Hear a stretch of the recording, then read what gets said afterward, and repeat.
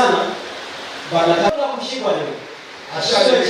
Kidogo mamake alikuwa kuna team ambayo tumeform amongst ourselves ya kuhakikisha kwamba tumeangalia mahali kuna dosari, mahali kuna makosa turekebisha, alafu iende kwa bunge. Na mimi nataka niwaambie wabunge ikifika pale mupitishe haraka sana kwa sababu the act is reformist in nature. We want to reform our SACCOs and we also want to control our own movement.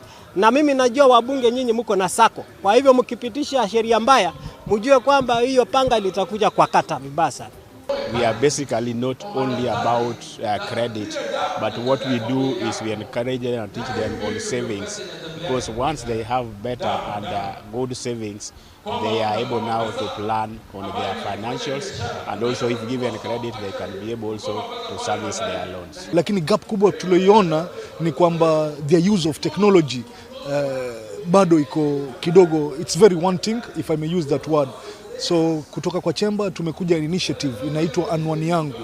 Anwani Yangu ni digital platform ambayo tunataka kuweza kumove around Mombasa County, kuweza kuwa map digitally wafanyabiashara wote. Kwa hiyo tutawalinganisha MSMEs, SMEs na mpaka large corporates tuweze kuwapatia digital ama online presence vile tunavyoita.